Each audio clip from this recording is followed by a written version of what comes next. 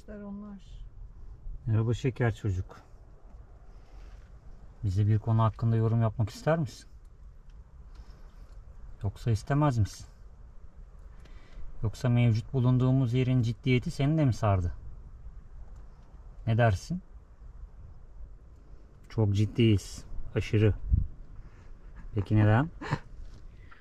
Türk tarihi için, Max'in ciddiyetini gördünüz biraz önce. Türk tarihi için çok önemli bir noktadayız. Şu anda bulunduğumuz bu nokta Orhaniye tabyası. Peki bu Orhaniye tabyası nedir? Adını çok az duydunuz. Belki de hiç duymadınız. Hemen gösterelim. Evet, Orhaniye tabyası neden önemli? Çünkü Gülden Hanım size anlatsın. Gülden Hanım, Orhaniye tabyası. Orhaniye tabyası karşıda Ertuğrul tabyası ile birlikte Çanakkale Boğazı'nın iki ucunu koruyormuş. Aslında bence tabyaların arasındaki en önemli iki yer. Ama maalesef burası tarihi Gelibolu Yarımadası'nda kalmadığı için çok rağbet görmemiş ve koruma altına da alınmamış. Bayağı atıl duruyor böyle. Google yorumlarında hatta burası işte Türk ordusu buradan çekildikten sonra kaderine terk edilmiş gibi yorumlar var. Burada birkaç tane tabya var zaten. Tek bu değil. Hani bu birinci top. Şurada ileriye doğru 3-4 tane daha var. Tabii diğer toplar yok ortada. Bir tane şurada arkada küçük var. Sadece bunu bırakmışlar. Bir tane de arkada bir küçük var dedi Gülden. Şimdi hemen karşısı da bakayım şuradan gözüküyordu. Abide. Hemen şu uç kısım. Ağaçların arkasına kaldı. Orası abide. Şurası Seddülbahir. Diğeri de Gülden'in bahsettiği tabya ve savaşın gerçekleştiği alan. Aslında bu Çanakkale Boğazı'nı koruyan karşı tabya ve bu tabya. Evet, girişlerdeki işte kuzey ve güney diye adlandırabilirsek tam girişi koruyan iki tabya aslında çok daha büyük. Şu taraflarda falan izleri belli. Evet. Ama işte bir örnek olarak bir bunu bırakmışlar herhalde. Bir de hemen arkanda iç tarafta bir tane küçük top var. Bundan daha küçük yani en azından. Bakalım mı o taraflara doğru da? Gideriz. Şimdi bu kadar önem arz eden bir yerin böyle atıl bırakılması bizi çok üzdü. Evet, gerçekten. Bu Çanakkale bölgesindeki ikinci videomuz. İkinci videomuzun da böyle hüzünlü başlaması bizi ayrıyetten üzüyor. İnanılmaz bir konum. Yani her okula başlayan çocuğun Türk tarihini, Türkiye'nin bugünkü haline gelmesindeki bu iki çok değerli unsuru görmeleri gerekir. Ama burası maalesef tamamen kaderine terk edilmiş. Bu Gülden'in bahsettiği diğer top. Hemen arkasında bir top alanı daha var. Daha büyük bir top vardı herhalde orada. Şimdi alana baktığınız zaman alan çok geniş. Gerçekten çok geniş. Ama kaderine terk edilmiş. Çok üzücü.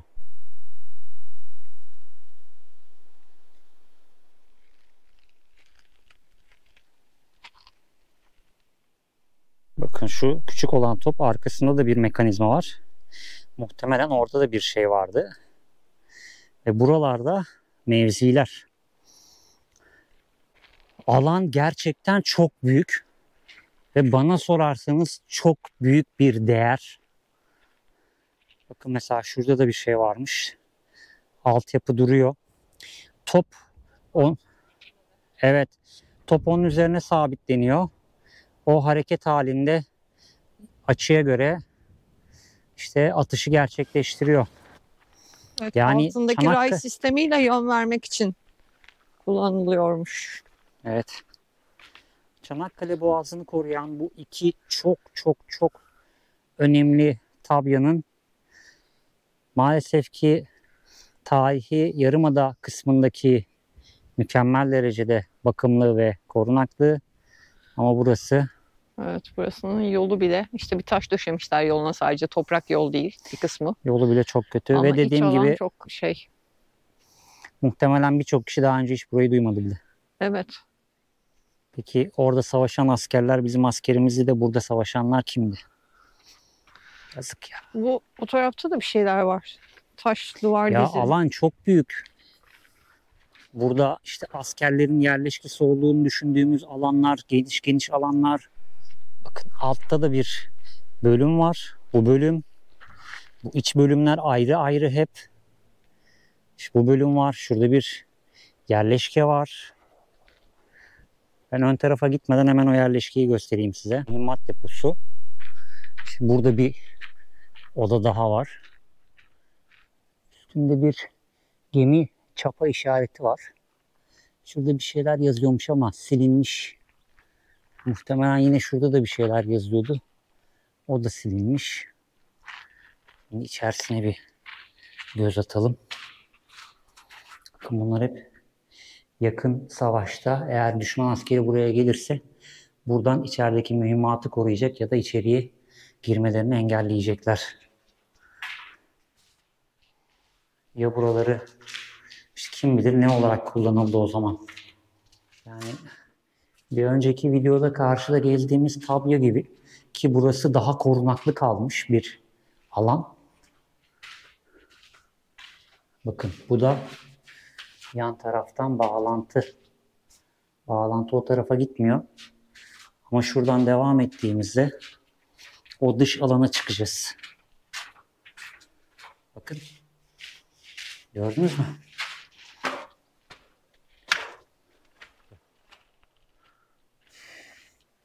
Yine şurada da bir numara var. Yani bilmiyorum burası neden atıl hale çıkartılmış. Buradaki tabyanın içi, orada girdik ya tabyaya, Evet. Ertuğrul tabyasına. Çok daha korunaklı içerisi. Çok ziyaret edilmeyince zarar görmemiş. Diğer top yine Ertuğrul tabyasına doğru dönük. Girişi koruyan toplardan bir tanesi. Tam karşıda şurası da şehitlik abide. Şu an tam geminin geçtiği yer Seddülbayır Kalesi. Hemen Kaptan Köşkü'nün olduğu bölüm Ertuğrul Koyu.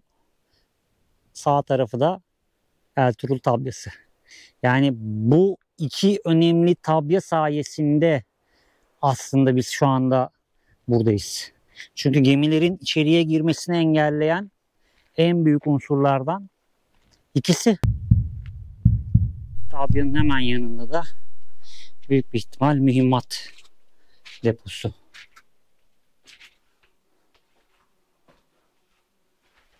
Büyük ihtimalle arılar var içeride. Ya dostlar, tarihin tozlu rafları. Askerler buraya çıkıp buradaki kollarla bu silaha yön verip düşman gemilerini vuruyorlardı. Bir alan daha var.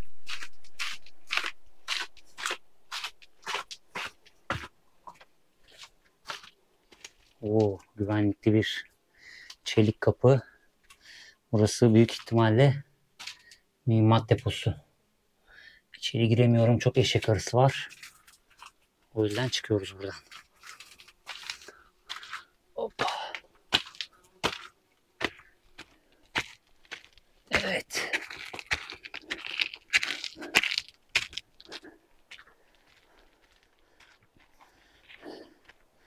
İşte yurdumuzun her santimetre karesinde tarih fışkırıyor. Hem milattan öncesi hem milattan sonrası, Osmanlısı, bizim vermiş olduğumuz savaşlar. Ama neden tarihimize sahip çıkmıyoruz? Neden buralar koruma altında değil? Bana sorarsanız dünyanın en büyük açık hava müzesi haline gelebilir Çanakkale. Bırakın abi hani turizmdi, otellerdi, kafelerdi, işletmelerde oydu buydu. Bunlar boş. Bunların hepsi boş. Eğer bir millet geçmişini ve tarihini unutursa yok olmaya mahkumdur o millet. Unutmamamız lazım. Çoluğumuza, çocuğumuza unutturmamamız lazım. Bunlar sonuç olarak bizim değerlerimiz. Milli servet ya. Şuradaki en ufak bir taş bile milli servet dostlar. Yazık günah ya. Yani burası gelinip mangal yapılacak yer değil abi.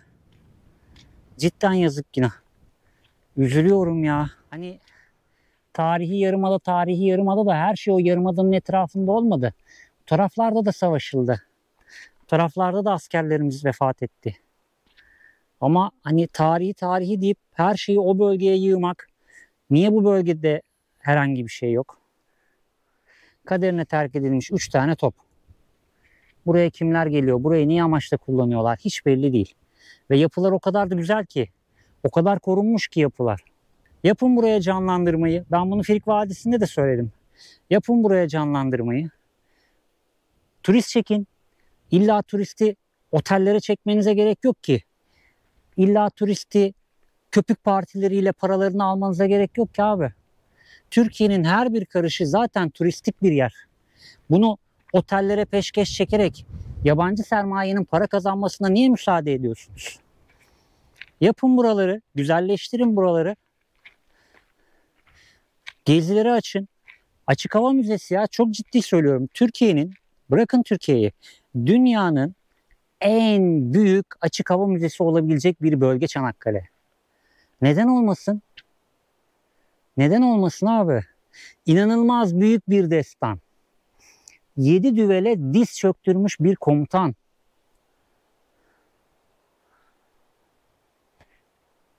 Bilmiyorum ya. Bilmiyorum. Ya biz çok farklı düşünüyoruz ama yani ülkeyi yönetenlerin de buna el atması lazım. Buna el atması lazım. Yani vatansever yöneticilerin her departmanda, ama sadece ülkeyi yöneten kişilerde değil, her departmanda, bu çaycısından en tepeye kadar vatansever yöneticilerle yönetilmemiz lazım bizim. Yazık, günah ya. Yani belki o dönem savaştı ya da savaşmadı, görsel olarak buraya konuldu, bilemiyorum. Ama bizi kurtaran bir silahın böyle atıl olarak burada bırakılması çok üzücü. Ya benim kanıma dokunuyor yani. Yazık, günah. Tabianın hemen arkası. Askeri karargah olarak da kullanılmış olabilir. Her şey için kullanılmış olabilir. İşte üstünü görüyorsunuz halinde. Adam oraya muz yapmış. Buraya bir çıkartmayla ismini yazmış.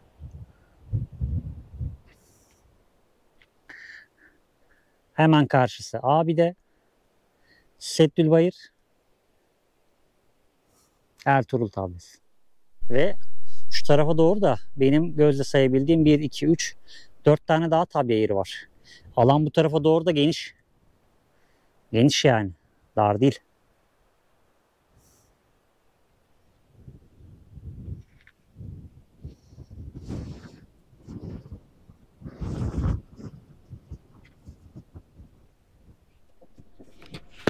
Videoya pat diye giriş yaptık bu sefer. Evet, bu arada merhaba.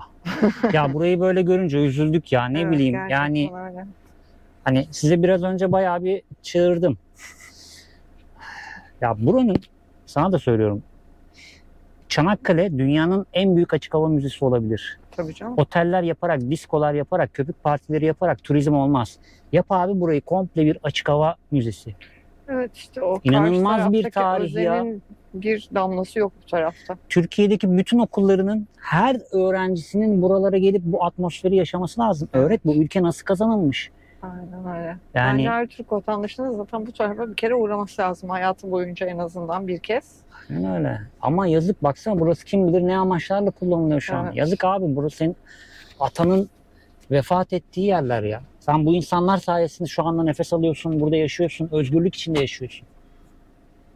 Yani neyse, ben yine yükseliyorum. Devam ediyoruz. Bu arada merhaba. Merhaba arkadaşlar. Kanalıma hoş geldiniz. Arkadaşlar dedikten sonra direkt o artık klişeleşmiş ya.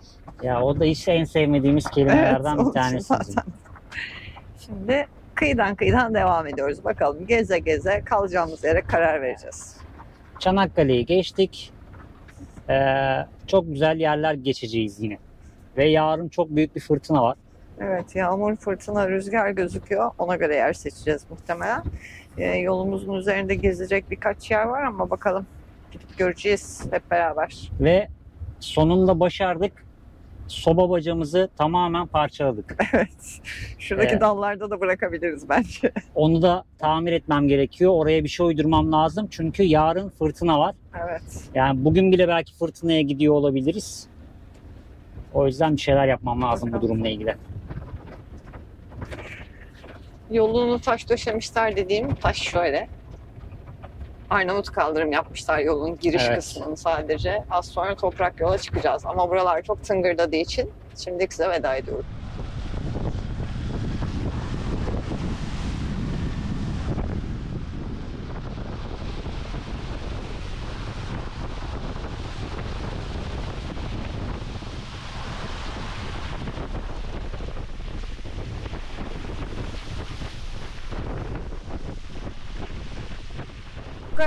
Tukara gidiyoruz hala. Asfalt yol yok buralarda. Bizim asfaltı tercih etmemizi düşünürseniz zaten bizi tanımamışsınız demektir. Kıyıdan gittiğimiz için buralar hep böyle. Takribi 10 kilometredir stabilize toprak yoldayız. Offroad yapıyoruz. Evet. Tıkır gidiyoruz. Değil mi Max? Evet. Bak senin ayçiçeklerini topluyor. Evet ya. Ben ayçiçeklerini böyle görünce çok üzülüyorum. Kurumuş kalmışlar. Ama onların Aslında da bu hali daha değerli. Ama o güzel görüntüsünden sonra çatır çatır topluyor. evet.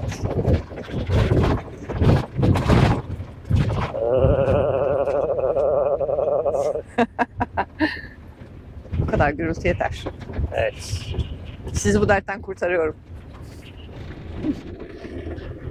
Ve Ay, kara göründü. köşeyi bir döndük ki toprak yerini asfalta bırakıyor. Bu bir nimet olmalı. Evet. Bayağıdır titreye gidiyoruz çünkü. Evet ya. Ama çok sevindik. Şimdi 5 metre, 10 metre gittikten sonra asfalt toprak karışımı bir yere çıktık. Asfalt gibi. Asfalt nerede? Size ayrılan asfaltın sonuna geldik. Bir sonraki asfaltta görüşmek üzere.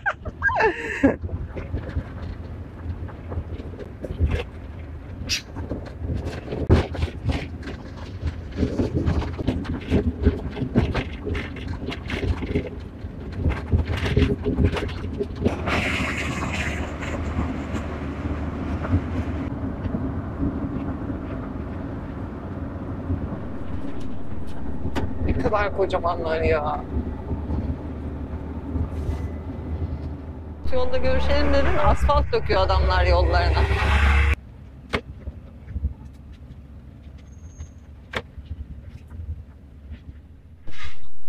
Evet.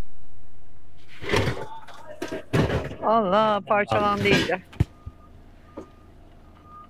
Dar bir yola giriyorduk. Belediye çalışan arkadaş bizi biraz beklerseniz iyi olur dedi. Sonra kepçe geleceğini öğrenince kenarda beklemeye karar verdik. İyi ki de beklemişiz. Tam önümüzde taşıdığı şeyi düşürdü. Sahilden kabinleri çıkartıyorlar sanırım.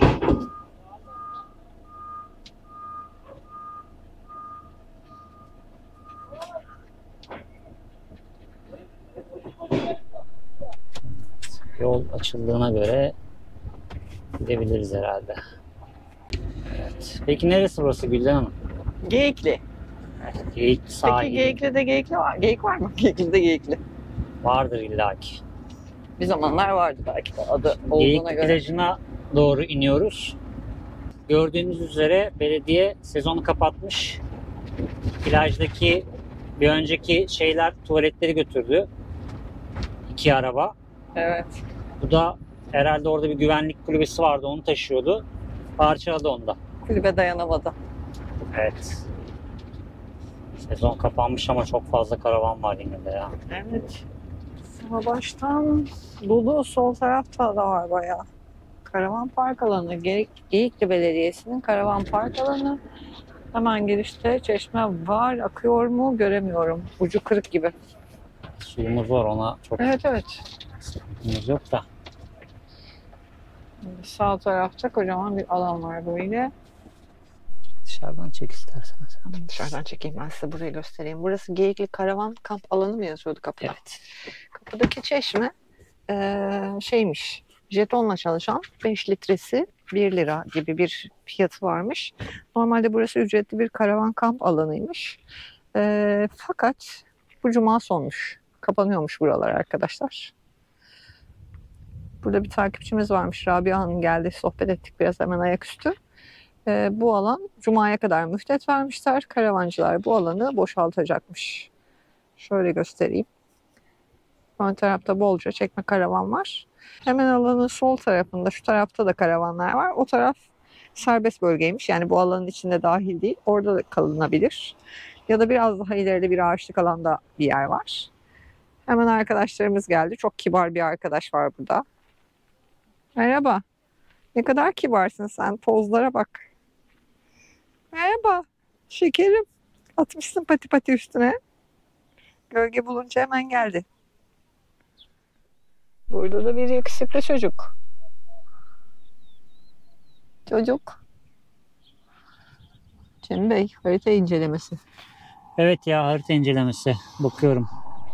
Bu da o karavan kamp alanından sonraki uzaktan gösterdiğim alan. Bu tarafta da ücretsiz konaklama yapılabiliyor. Cuma günü orayı boşalttıktan sonra belediye buraya el atar mı? Bundan sonra karavancılara karşı tutumu ne olur bilmiyoruz. Evet. Yani diğer taraf kapanacakmış Cuma günü. Ama bu taraf için şimdilik bir şey söylenen yok. Ama oradaki çekme karavanlar bu tarafa nakil olur gibi geliyor. Cuma'ya Bu kadar arada verilen. bir de bir şey diyeceğim. Evet. Yani oradaki malzemeler o kadar kötüymüş ki o yolda gördüğümüz malzeme Evet, yıkıldı nasıl ve dağıldı? dağıldı. Hani şimdi Kepçede belediyenin de taşınırken dağıldı yani. tabii canım, belediyenin de burada bir triplenmesi falan biraz garip yani. Evet. Taylan abinin dediği gibi belediyeler için bu tür yerleri organize etmek Çok inanın zor ki değil. çok kolay ve çok çok düşük maliyetli şeyler. Yeter ki hizmet vermek açısından. Ama şu da var. Belediyeden bu hizmeti beklerken vatandaş olarak da sen de üstüne düşeni yapacaksın. Mesela orada sabit terk edilmiş karavanlar var. Evet, en ön taraftaki çekme karavanların orada sadece bir karavanda önünde oturan vardı. Onun dışında başka hiç kimse yoktu. Karavanlar tek başına duruyorlar öyle. Boşu boşuna yer işgal ediyorlar. Ondan sonra gelenler de orada sürekli bir sürü karavan görüyor. Mesela boş olduğunu varsayalım orada. 2-3 kişi gelse gitse sürekli kimseyi rahatsız etmeyecek bu durum. Aynen öyle. Bizim sıkıntımız bu. Türkiye'deki karavancıların, kampçıların ve insanların birçok problemi bu. Gittikleri yere çöreklenme gibi bir durumumuz İşte söz kendisi konusu. kalmıyor ama karavanını orada bırakıyor mesela. Saçma. Bilmiyorum ki, 2 yol var. Hemen az ilerisinde, az önce gösterdiğim alanın böyle bir ağaçlık alan var. Burası da karavan konaklamaya uygun olarak işaretlenmiş ki şu anda içeride çadırlar ve birkaç karavan var. Ağacın güzelliğine bak. Evet. Traktörcü. Traktörcü nakliyeci. Ağaca tabelayı yapıştırmış. Şimdi tel örgülerin öbür tarafına geçtik.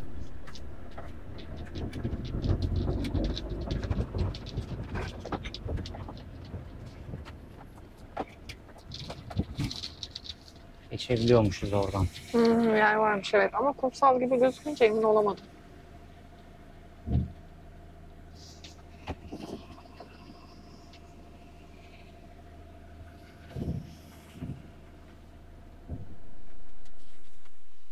Bu alanda da araç içinde alkol tüketenler, etrafta bira şişeleri, yani bizim durmamamız gereken bir lokasyon.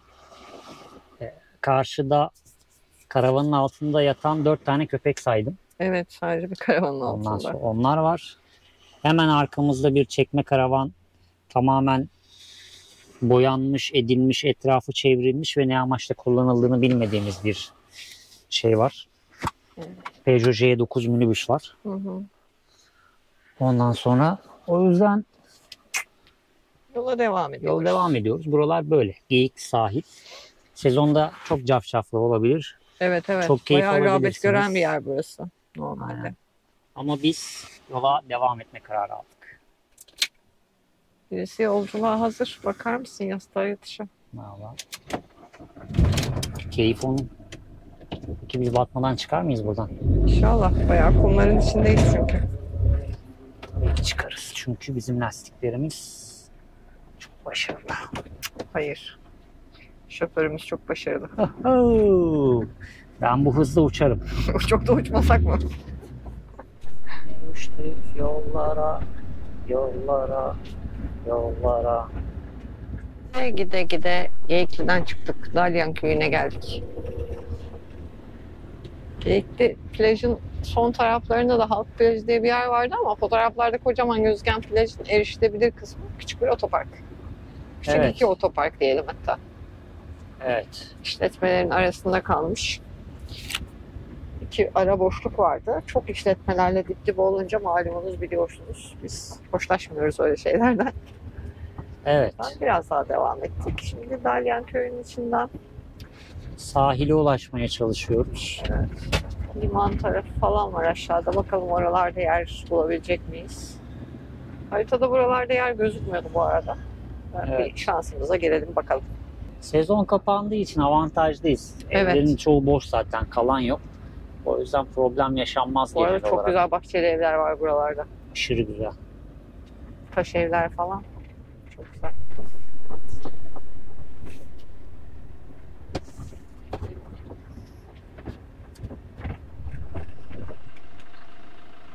Kameradan gösteremiyorum ya. Çok silik gözüküyor. Hemen Tolga'nın üstünde Bozcaada. Evet, Bozcaada manzaralı.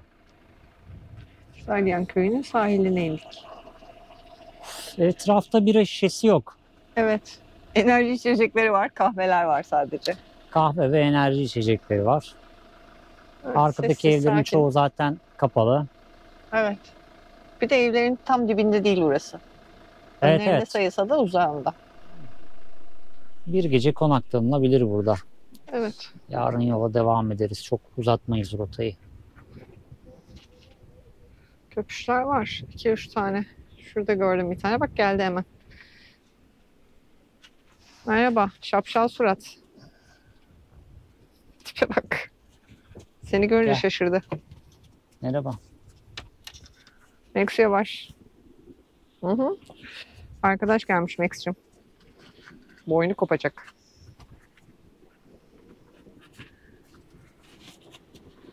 Ürkeyiz biraz. Evet. Kopsam mı onu? Senle de biraz yürüyelim, etrafı kokla. Gel. O zaman bu gece buradayız. Evet, bu gece buradayız. Max arkadaşa tepki vermedi. Geliyoruz.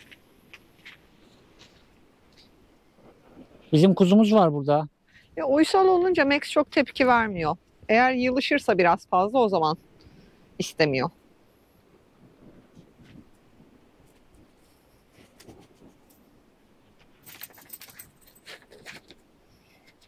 Kuyruğa bak, yelpaze kuyruk. Hadi yürüyüşe hadi. Bu da Max'in rahatladığı ve oyun moduna geçtiği bir durum.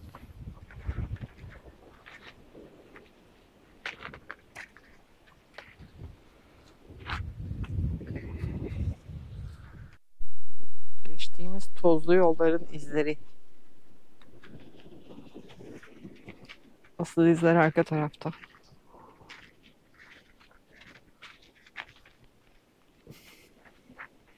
Oo.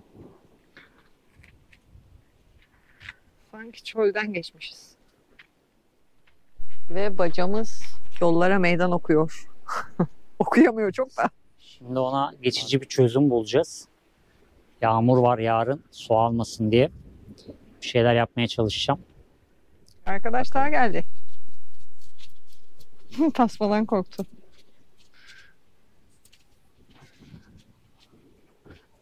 Max'cim geri gel.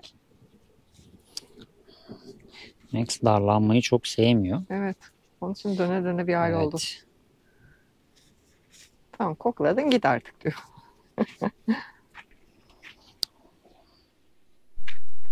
Kepez'den çıktıktan sonra bugün yol boyunca bir sürü köpek gördük. Hep yavru köpekler vardı yollarda. Ana yollara çıkmış, köy yollarına çıkmış. Bekle. Dağıtamamayı son şanslılarımız bunlar. Değil mi? Bugünün son şanslıları. Evet. Ama onlara bir kap yapmam lazım. Yere dökemem. Şöyle bak nasıl mutlu oluyorlar ya.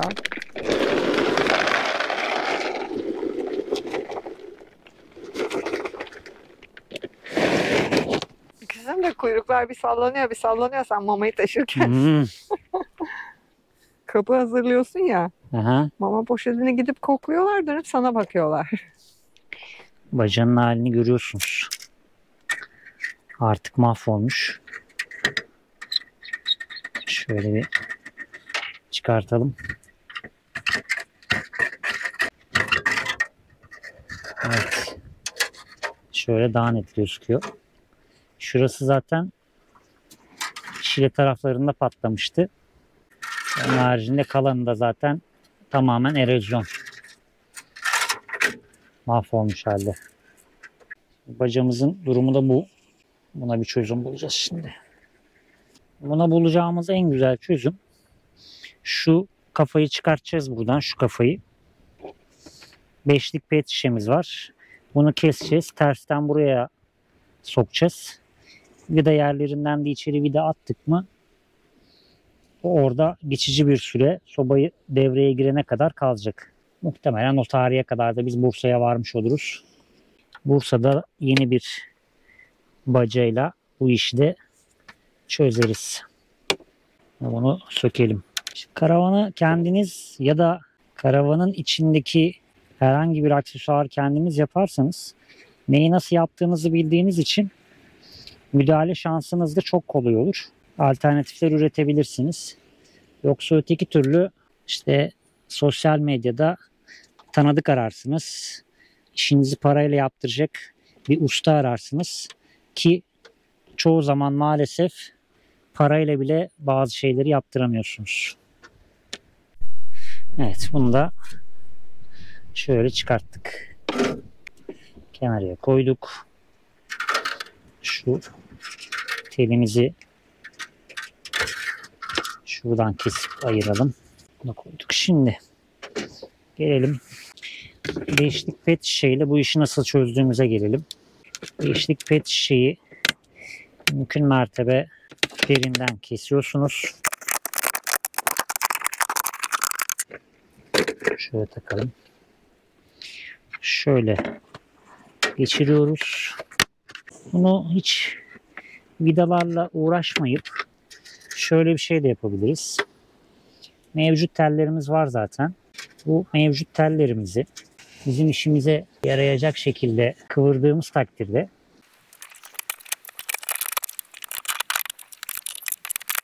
evet, hem yarınki yağmuru engellemiş olduk hem de biz Bursa'ya varana kadar bizi güvende tutacak bir bağlantı yapmış olduk böylelikle.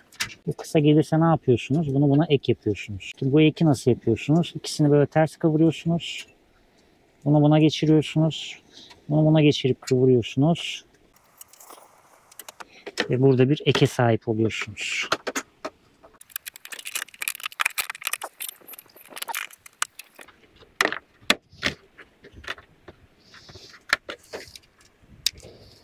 Evet. Sevgili dostlar, bu iş bu kadar.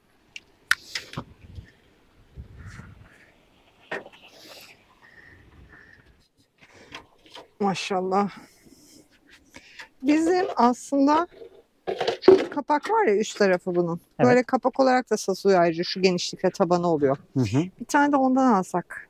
Evet. Kışın bundan takalım yenisini. Tamam. Yazın sobayı kullanmayacağımız zaman bu kapağı takarız. O kapağı da vida atarsın aynı bunu taktığımız gibi. Hem büyük gözükmemiş olur. Olabilir. Değil mi? Aynı ölçü sonuçta bunun altıyla şuradaki şey giriş o kapakların. Sadece evlerdeki kapaklarda plastikleri oluyor. Metalleri de vardır diye düşünüyorum. Muhtemelen. Kapağı görünce aklıma geldi şimdi. Değil mi? Onu bir ben alayım da önce bir. Başka inceleyeceğim. Aklıma başka bir şey getirdin de durduk yere. Onun kenarları kırılır mı diye düşünerek baktım ilk önce ben de. Pense. Pense. Neşter. Ama çok derinliği yok. Bir daha delinip tutar mı? Çok yıpranmış ya, derinliği yok. Şu çıksaydı ama buradan puntalardan patlattı. Hmm. Şu şapkayı şunu da kesecektim. Ha, onun için. Şapkayı buna takacaktım. Anladım. Bu zaten oraya giriyor. Ben direkt şey düşündüm. O şapkanın üstündeki yerler sağlam kalsaydı, en dip çerçevesi. Bak buralar da gitmiş baksana. Evet evet. Ama yani 2 kapak yaparsak yaz kış Ve öteki kapağı nereye koyacağım yazın işte. arkaya. Bir bazaya tabii ki. Kara dedik. Yani Bir tane çöp poşeti alabilir miyim? karavanda düşen tek şeyin ne olduğunu söylemek istiyorum. Devrilen tek şey. Yastıklar. Çekilirsen biz de görelim. Sadece şunlar düşüyor. Dolap kapakları, dolapların içi, şuradaki eşyalar hiçbiri kıpırdamıyor ama o yastıklar her yolculukta düşüyor. Evet. Ya bunların zaten açılması imkansız da. Ama o yastıklara çözüm bulamadık. Niye imkansız? Milletin kilitli dolapları açılıyor aşkım. İşte bizimkilerin açılması imkansız anlamında. Evet, maşallahımız var. Çok sapasağlam yapmışız. Bundan sonraki turda dolaplar yer değiştirecek. O kadar senedir yer değiştirmediyse bence bundan sonra bir şey olmaz. Bence de olmaz. 4. senesi. Aynen öyle. O kadar yol, o kadar kilometre. Çanakkale'de bitti. Vallahi Çanakkale'nin yarısından çoğunu geçtik. Şarjımız da az bu arada. Çok muhabbete dalmayalım Cem Bey. Evet. Anladım. Çanakkale'de bitti dostlar. Vallahi Ya geldik önceki sonuna. Geyikli sahilde falan durabilirdik. Ya durabilirsiniz. Bizim es geçtiğimiz birçok yerde konaklayabilirsiniz. Evet. Kepez'de mesela direkt geçtik. Kepez'e hiç konaklamadık. Bakmadık bile. Oralarda falan konaklanacak yerler var. Ama insanların evinin önüne gelip de aylarca orada kalmayın lütfen. Gelin bir gece kalın, yola devam edin. Böyle olduğu sürece biz 4. yılımızda neredeyse bir yer hariç Ordu, Evet. onun haricinde hiçbir yerden kovulmadık. Aynen öyle. Ya zaten hep söylüyoruz, dışarıya yayılmıyoruz. Belki çıkartırsak bir sandalye alan uygunsa. Eğer çok çok etraf uygunsa tentemizi açıyoruz. Yani Ama onun haricinde park ediyoruz. Evet. Parklama yaptığınız sürece çok bir problem çıkmıyor. Ama siz tentenizi açıp dışarıya masa sandalyenizi çıkartıp o yer kilimlerinizi çıkartıp yayılırsanız o zaman yakın hak ediyorsunuz yerlerde, çoğu evlere zaman. yakın yerlerde yapmamak lazım. İnsanları Evet. rahatsız etmemek lazım. O yüzden geldik ki kalacağız şimdi bir gece burada. Çok da uzun konaklamamak lazım bu arada. Tabii bunu çoğunuz biliyorsunuz artık. Herkes aynı durumdan şikayetçi. Ama hala böyle davranmaya devam eden insanlar olduğu sürece karavancılar da kovulmaya devam edecek maalesef. Evet. 10 tane iyi olur ama bir tane kötü göze batar. O yüzden söylüyoruz bunları, yani dikkat edilsin diye. Zaten bunlara uyan insanlar canımız.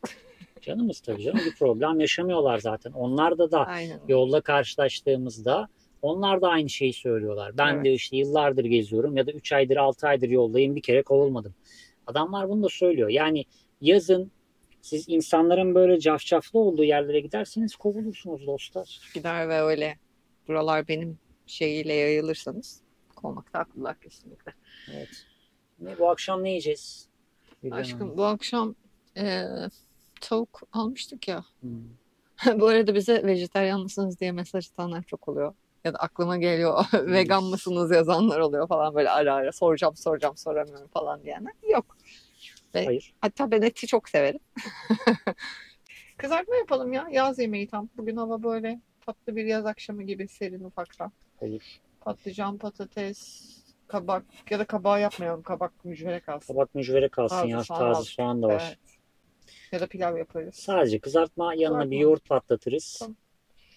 Bence gayet başarılı olur. O zaman biraz dinlenelim. Ondan sonra ben hazırlığına başlayayım. Çünkü onları hazırlamak biraz vakit alıyor malum.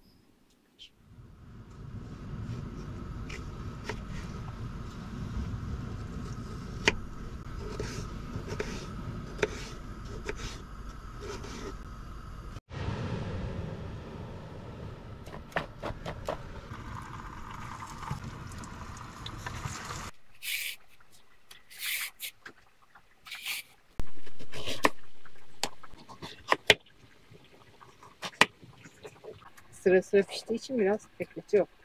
Patatesler pişti, avuçları attım. Patlıcanlar ve biberler kalkıyor. Ben patlıcanları ezeyim. Patlıcanların suyunu sıkıyoruz ki acısı çıksın. Böyle camlarını çıkartıyoruz atmadan önce. Çok başım ağrıyor. Bugün o yol beni mahvetti. Oyun böyle pıtı pıtı pıtı pıtı pıtı pıtı pıtı pıtı. Oyundan başıma vurdu ağrı. Yemekten sonra ben yokum. Kahveleri kendinize götürün. Bize kahve ısmarlar mısınız? Yakında birileri varsa. Kahveye size gelelim. Aşkım sen de kahveyi çok güzel yapıyorsun. Hiç topu atma başkasına. Gayet güzel yapıyorsun kahveyi yani. Kurtaramadım. Benim kahvem meşhur ama. Yakında birilerini buluruz ya. Yanında karavancılar var. Ama onlar da Alman. Onlar yabancı, onlar Türk kahvesi bilmiyordur. Bilmez onlar. Yırtamadık bu sefer. Evet. Kara kara bulutlar geliyordu. Geyikli sahiline yağmur indiriyor bile şu anda.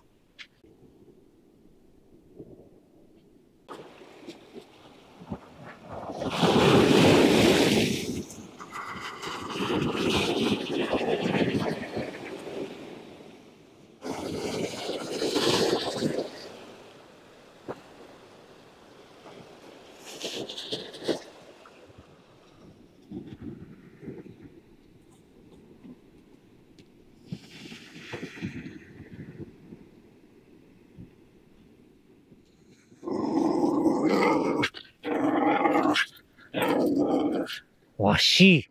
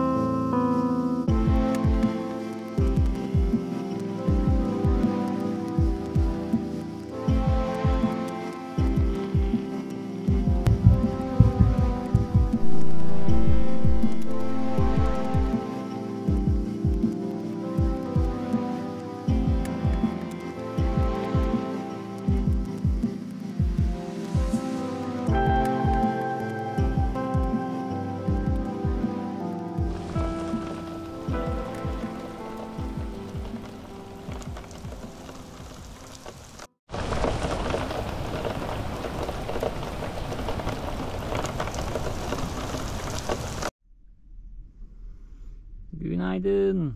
Yağmurlu bir sabahın ardından tam şurada bir gökkuşağı belirdi. Tam şuradan geliyor.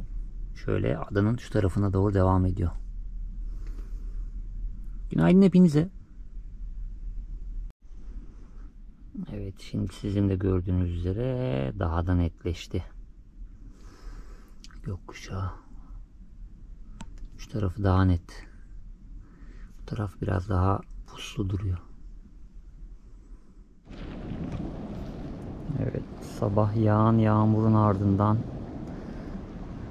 karşıdaki adanın tam üstünde çok güzel bir gökkuşağı oluştu. Ben kamerayı alıp gidene kadar biraz soldu. Biraz önce çok daha netti. Yakalayamadım onu. Çok güzel bir manzara oldu be.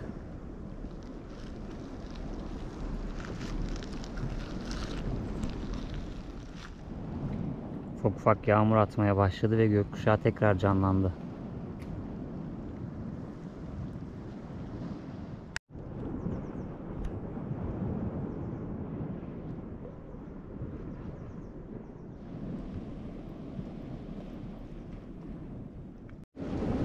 Peki.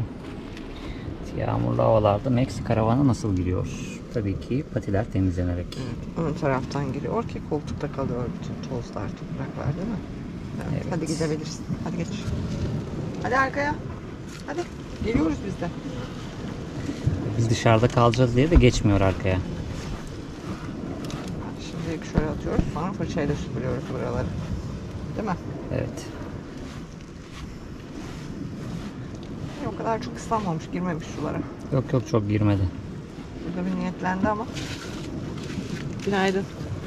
Günaydın. Gökkuşağıyla bir güne uyandık. Evet, çok güzeldi ya. Çektim. Bol bol çektim. Çektin mi? Adanın üstünde çok güzel gözüküyordu. O zaman hadi içeri. Kahvaltı yapalım biz de. Evet, yağmurlu bir gecenin ve yağmurlu bir sabahın ardından hepinize merhaba. Yeniden merhaba. Bol bol manzara izledik. Ne o? Bozcaada. Bozcaada. Bozcaada manzaralı bir konaklama noktasında. Evet. Güzel bir gökkuşağıyla uyandık. Çok güzeldi ama ya. Ne kadar aktarabildim bilmiyorum ama uyku sersemi.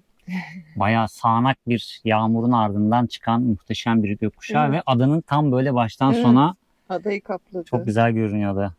Değil mi kuzum? Gel. Dün akşam biz sizinle sohbet ederken her zaman olduğu gibi bu sefer kameranın şarjı değil ama mikrofonların şarjı bize dayanamadı. Evet, biz de anlatıyoruz, bir güzel sohbet ediyoruz. Oo. Burada kamerayı açık olduğunu görüyoruz. Ekran uyarı ışığı veriyor çünkü. Sonra bir baktım Tolga'nın mikrofonunda ışık yanmıyor. Nasıl yani falan dedim. Çünkü mikrofonların ana ünitesi şarjı bittiği zaman bunlar da bir süre sonra kapanıyor. Otomatik Hepsinin olarak. farklı farklı şarjları. Baktım ışık yanmıyor. Aa, ne zaman ne oldu falan diye bakarken bir baktım kameranın şarjı da %1 olmuş. Yani o kadar konuşmuşuz. O kadar konuşmuşuz. Şarjlar bize dayanamamış. O yüzden dedik ki biz sabah da bir çekim yapalım. Vedamız akşama yetişemedi yani. Evet, ama iyi ki de yetişememiş çünkü gökkuşağını Evet. size aktarmış olduk böylelikle. Çok güzel bir manzarayı size aktarmış olduk. Bence bir sebepten dolayı yetişmemiş. Evet, her şeyde bir hayır vardır diye Evet. boşuna dememişler. Aynen öyle. Geri geldim. Ne oldu benim bakalım. Bilin bakalım ne olmuş. Kameralarımızın şarjı dün akşam takmışız ama takmamışız. Hayır, kamera değil, mikrofon. Mikrofonun da göstererek söylediğim için o yüzden. Kamerayı şarj ettik ama mikrofonları şarja takmamışız. Anlatırken bir baktım Tolga'nın mikrofonu Evet. kırmızıya döndü. Ya USB taktım ama oradan tuşa basmayınca yukarıdaki USB'nin aç kapa düğmesi var. Unuttuk. Onu çalıştırmayınca kalmış. Bir de yol yorgunluğu falan, biraz yamulmuştuk dün akşam zaten. Evet. Onun etkisiyle. Neyse. Kameranın mikrofonu içerideyken iyi çalışıyor Allah'tan. Aynen öyle. Öyle Dışarıda da devam fazla dış ses olmadığı için Evet. çok sıkıntı olmuyor. Şimdi turumuz bitiyor. Harita var karşımda, haritaya baktıkça. Haritaya Çok az kaldı. bakacağım, Şöyle bekliyoruz. bir L şeklimiz kaldı. Evet. Şurası Edremit. Bir burun döneceğiz. Bir burun döneceğiz şuradan sadece. Çok az kaldı. Ama tur bitiyor mu? Tabii ki bitmiyor. 2023 yılının Ocak ayında çıktığımız Türkiye kıyı ve sınır şeridi turumuz 2024'ün sonuna doğru son bulacak. Allah nasip ederse, bir aksilik yaşamazsak 2025 yılında şehir şehir Türkiye turumuz başlayacak. Şehir şehir Türkiye turunda da bizlere desteklerinizi eksik etmeyin diyoruz. Kanalımıza abone değilseniz halen daha, ev konforunda Türkiye seyahati yapıyorsanız ve halen daha kanalımıza abone değilseniz lütfen kanalımıza abone olun. Beğeni yapmayı ve yorum yapmayı da ayrıca unutmayın. Aynı zamanda katıl butonuna tıklayarak doğrudan destek de olabilirsiniz bize. Ya da süper teşekkürlerle turumuza, karavan hayatımıza, gezilerimize, moralimize, motivasyonumuza katkı sağlayabilirsiniz. Evet. Bir sonraki videoda görüşmek üzere. Kendinize iyi bakın. Hoşça kalın.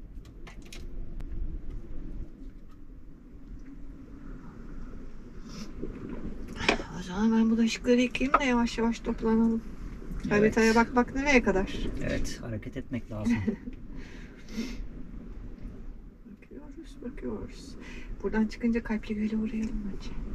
Bence uğrayalım da yağmur yağdı. Oraların yolu nasıl olacak bilmiyorum. Ama yol ya. çok yakınına gitmiyor. Burada duruyoruz, yürüyoruz. Ha, zaten şurasıydı Evet ya. evet burası. Tamam gideriz.